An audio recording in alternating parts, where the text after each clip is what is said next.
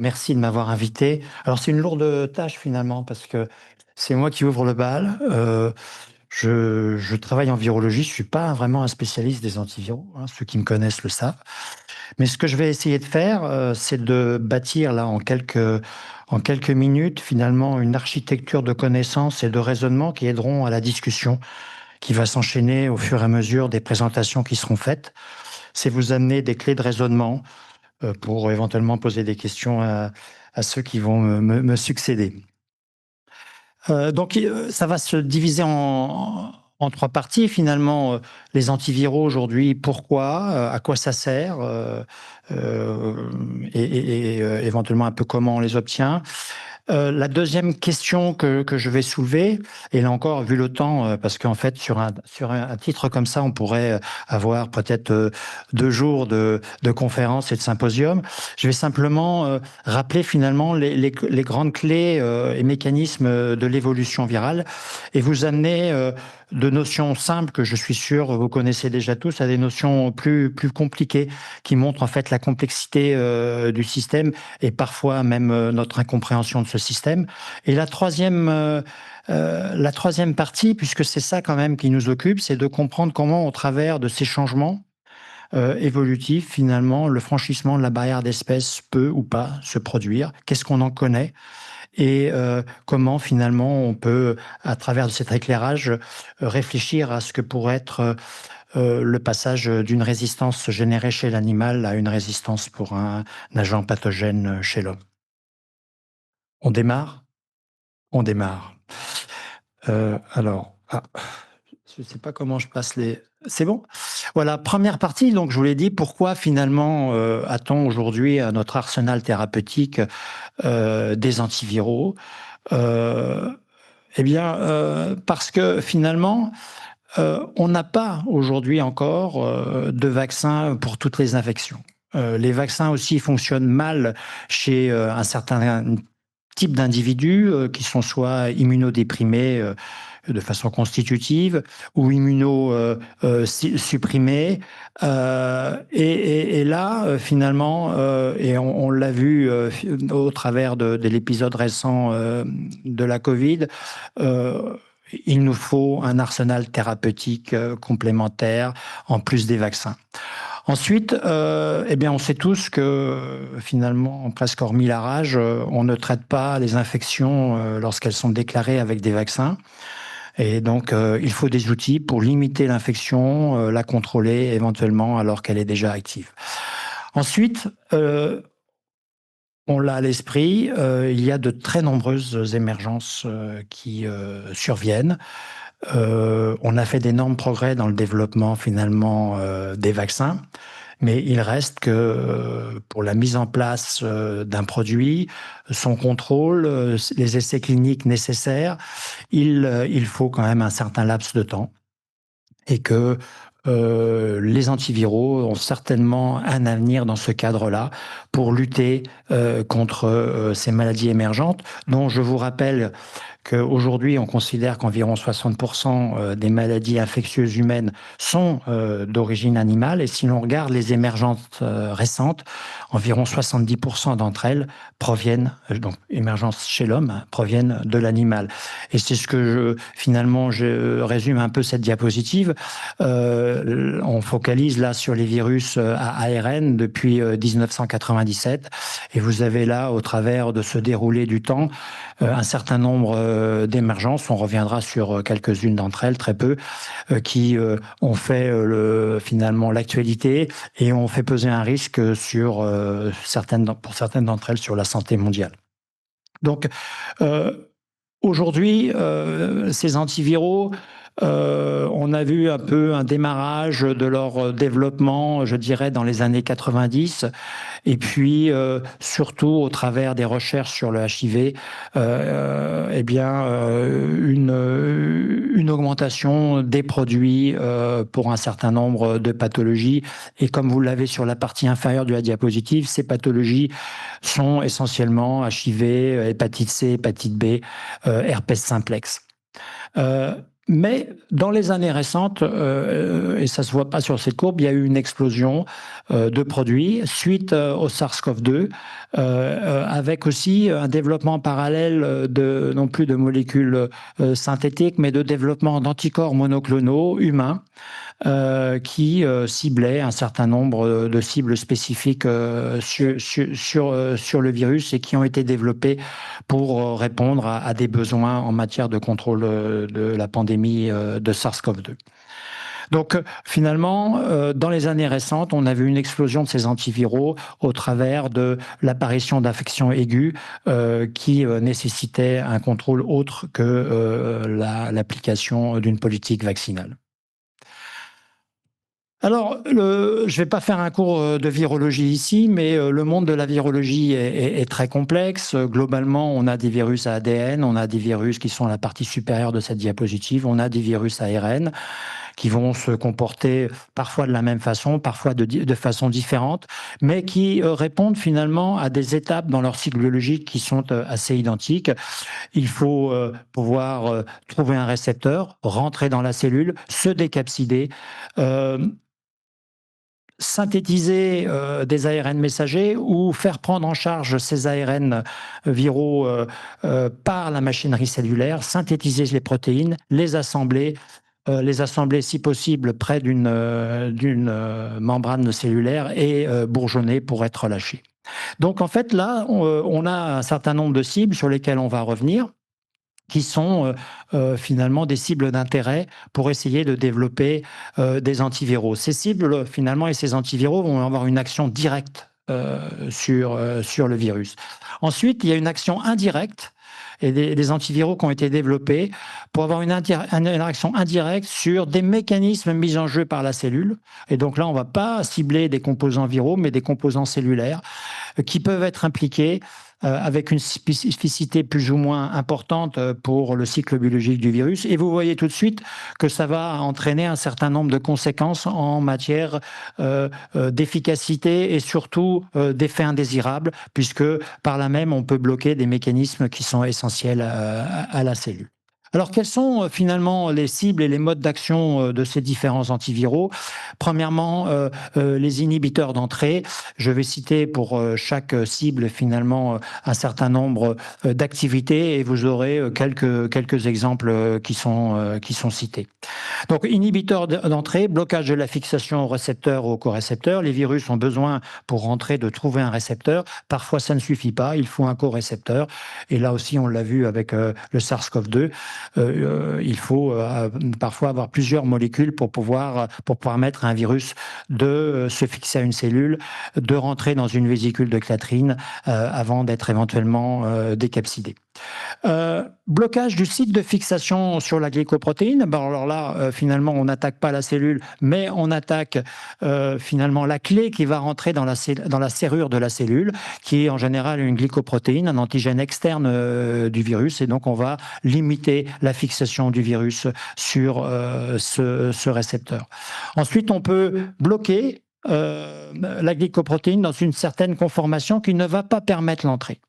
Les glycoprotéines, et il y a différentes classes de protéines de fusion, je ne vais pas rentrer dans ce détail, mais pour faire simple, elles ont toutes en général des peptides de fusion qui sont plus ou moins cryptiques et qui, à l'occasion de changements de conformation, vont être libérées et vont permettre de faire un pontage avec l'enveloppe externe de la clatrine et donc libérer finalement pour les virus enveloppés la nucléocapside qui est interne dans le cytoplasme de la cellule.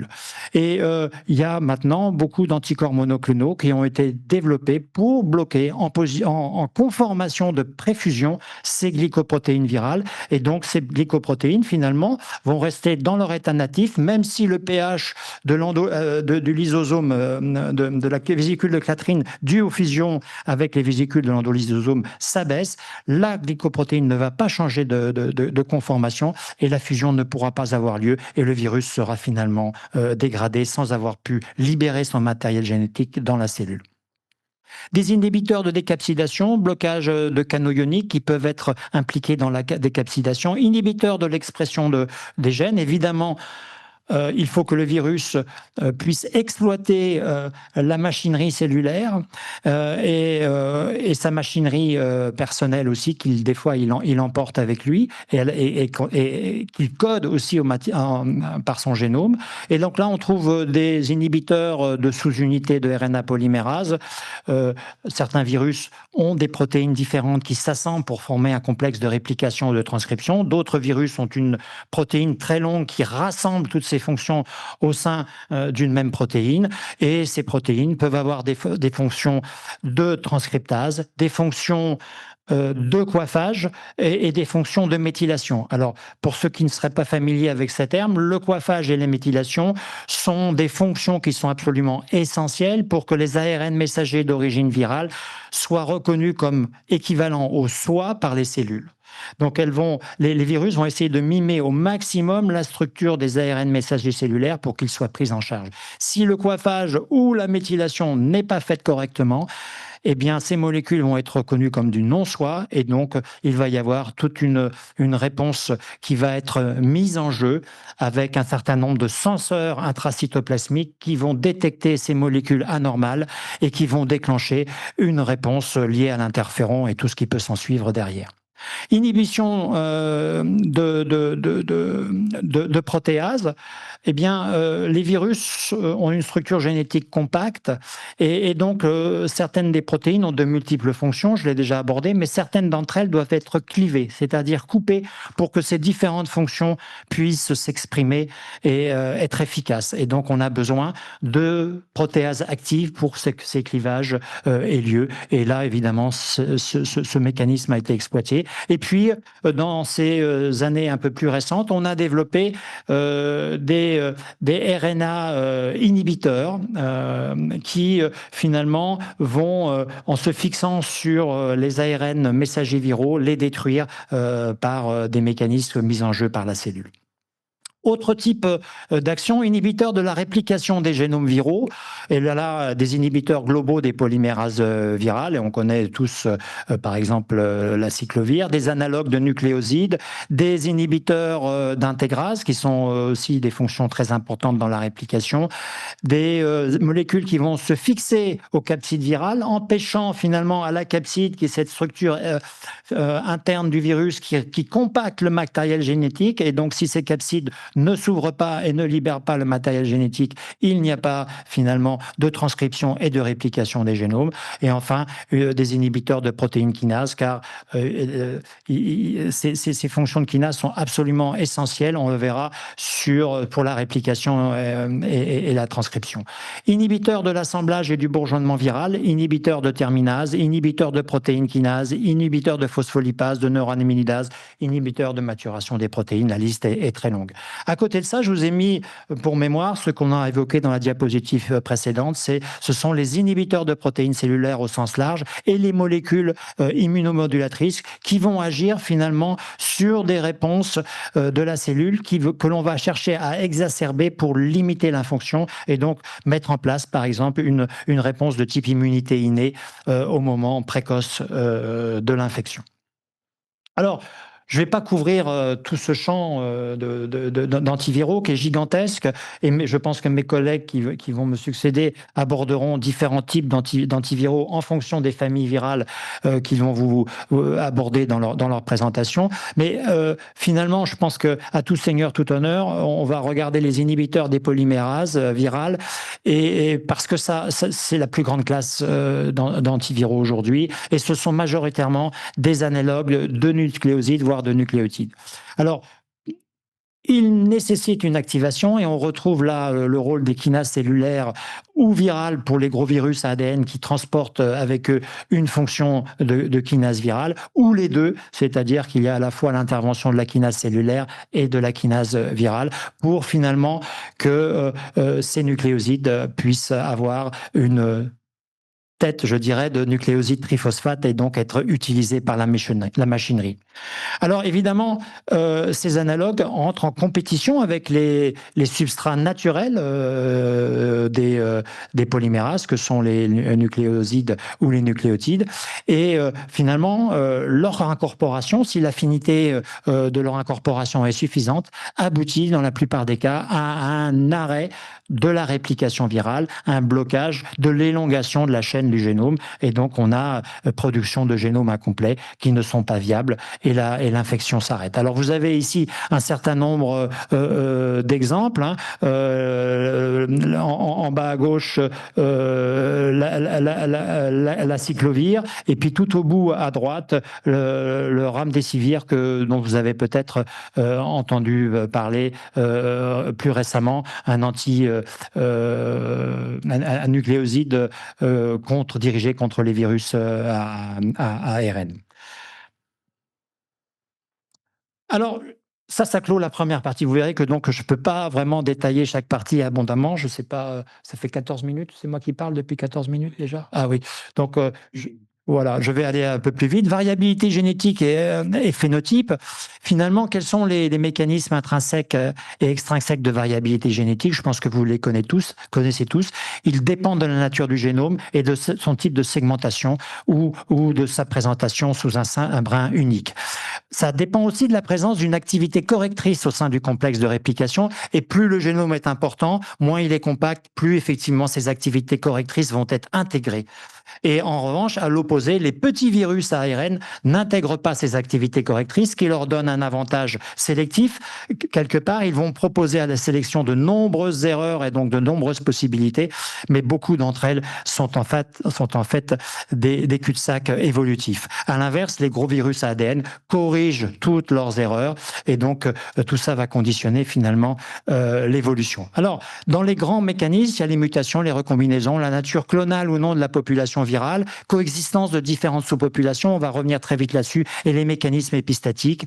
Il y a des contraintes structurales et fonctionnelles aussi à l'évolution qui limitent finalement l'évolution des protéines. Et puis, à côté de ça, et on l'oublie toujours quand on a cette lorgnette uniquement axée sur la virologie, il y a d'autres facteurs qui favorisent ou jouent un rôle dans l'évolution et la dissémination, les temps de réplication virale, la taille de la population virale et beaucoup de mécanismes que j'appellerais environnementaux, déjà le site de réplication dans l'organisme, et puis des mécanismes écologiques que l'on verra ultérieurement. Alors, mutation, je crois que vous savez tout ce que c'est, substitution, insertion, délétion des génomes. Vous avez ici un simple brin qui comporte 3 erreurs ou 3 modifications lors de sa réplication. Et ça, finalement, ça se quantifie, ça se chiffre, et finalement, si on regarde, on obtient des scores qui sont très différents en tant que taux de mutation entre les virus ARN, qui sont ceux qui évoluent le plus vite, vous voyez, autour de, finalement, 10 puissance moins 4 mutations par site et par cycle de réplication. Et tout ceci évolue en fonction de la taille du génome, comme je vous l'ai dit. Les virus ARN évoluent très vite comparativement aux virus à ADN et par exemple ici aux eucaryotes. On peut aussi comparer par rapport au temps moyen d'attente par rapport finalement à la vie d'un virus. Combien de fois en combien de temps dans la vie normale et les passages d'hôte à hôte il va falloir attendre pour qu'une mutation finalement apparaisse. Vous avez par exemple ici au milieu du schéma le virus Ebola, un peu plus bas le virus de la rage, et si on regarde le virus de la rage finalement, eh bien il faut attendre entre 3 et 6 mois de passages successifs, c'est-à-dire si vous connaissez un petit peu la durée d'incubation de la rage, il va falloir attendre 4 à 5 passages successifs sur chien ou sur renard avant de voir apparaître une mutation. Ça vous donne une idée de la vitesse d'évolution. Recombinaison. Eh bien, nos génomes ne sont pas constitués que de génomes, nos virus, que de génomes à simple brin. Donc, certains, finalement, ont plusieurs brins, ou certains, on le verra avec les rares ressortiments, ou certains recombinent. Et donc, ça veut dire que finalement, le complexe de réplication va passer d'un brin A à un brin B provenant éventuellement d'une autre source, mais se trouvant dans la même cellule. et le brin A et le brin B ne sont pas les mêmes, et donc on va avoir des brins hybrides, comme vous les avez ici schématisés par une partie rose clair et une partie bleu foncé. Et donc ça va apporter énormément de variabilité. Et puis ensuite, il y a les réassortiments. Eh bien, beaucoup de nos virus, en particulier ARN, sont à segments multiples. Et vous avez ici l'exemple d'un génome à 8 segments, 2 virus différents, un bleu, un rouge qui infectent la même cellule. Tout ça se retrouve finalement dans le compartiment cellulaire et lors du bourgeonnement peut recombiner et réassortir à loisir. Et rien qu'avec les réassortiments, vous voyez qu'on peut avoir déjà 256 combinaisons différentes.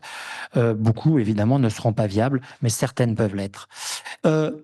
Une complexité encore supérieure, la dynamique d'évolution des populations virales. En fait, on s'imagine tous que lorsqu'on est affecté par un virus grippal ou par un SARS-CoV-2, eh bien, on a un seul virus qui nous infecte. Eh bien non, si l'on regarde en fait avec les outils aujourd'hui de séquençage à haut débit et un séquençage profond, on verra qu'on a de nombreuses sous-populations qui sont présentes, alors qu'on peut avoir peut-être été infecté par un nombre très limité au départ de virus. Ce qui veut dire que finalement, au gré des erreurs de réplication, un certain nombre de mutants se développent et créent ce spectre de mutants qui vous est symbolisé un peu, peut-être ici, de manière exagérée et de manière didactique sur cette photo. Néanmoins, si l'on regarde d'un point de vue consensuel, on peut très bien n'avoir qu'une seule séquence. Cette séquence consensuelle qui parfois apparaît dans les bases de données ne correspond absolument pas à aucune des populations présentes dans les tissus de l'autre affecté. Qu'est-ce qui se passe lorsqu'il y a une infection d'une cellule avec plusieurs virus? Eh bien, il peut y avoir des mutations neutres, ici symbolisées en jaune ou en orange, des mutations que je vais appeler délétères, celles qui ne sont pas favorables, et des mutations qui peuvent apparaître, qui seront jugées comme compensatrices. Donc, les traits noirs sont les génomes viraux, et donc, au gré de la sélection et de l'évolution, on peut avoir un certain nombre de ces mutations qui peuvent se développer. Alors, les neutres, elles se développeront par biais d'échantillonnage, ce qu'on appelle les goulots d'étranglement lors d'une transmission avec un nombre de particules faibles, mais où ces mutants-là sont surreprésentés. Ils ne présentent aucun intérêt, mais ils suivent l'évolution. Ils marquent par leur présence, finalement, ils écrivent l'histoire du virus. Et puis d'autres sont des mutations délétères. Dans ces cas-là, souvent, on ne va pas voir les virus fils. Mais finalement, à l'occasion d'apparition de mutations compensatrices, on peut voir apparaître, et c'est symbolisé par ces petites étoiles, une rectification de la fonction. Et donc, par exemple, le virus les virus qui vont sortir de la cellule violette du haut ou ceux qui vont sortir de la cellule violette du bas auront pratiquement le même phénotype dû à la présence de cette mutation compensatrice qui va compenser l'effet délétère de la mutation rouge. Et ça, c'est un mécanisme qui peut être fait soit au sein d'une même protéine par simplement remodification à distance finalement de la structure tridimensionnelle de la molécule, ou ça peut se faire par coopération entre différentes protéines à distance par des mécanismes d'épistasie. Alors, quand on applique un antiviral, finalement, ça va être exactement la même chose. On peut avoir une sélection au travers de la résistance à la drogue et on peut sélectionner des populations qui, au départ, étaient extrêmement minoritaires. On considère aujourd'hui que souvent, finalement, la sélection, dans la plupart des cas, ne fait que sélectionner des populations qui étaient préexistantes. Il y a un gros débat dans le monde de l'évolution virale sur ce sujet. Mais ce que l'on peut savoir, et c'est là où on rentre dans le fond du débat du jour, c'est que finalement, cette apparition de la résistance, elle est fonction de la dose du produit que l'on va appliquer. Et nous, en virologie, lorsqu'on cherche à avoir des mutants d'échappement, on utilise des doses suboptimales pour aider finalement la biologie à sortir les meilleurs variants sans réprimer trop le système. Ça va aussi être fonction de la durée du traitement.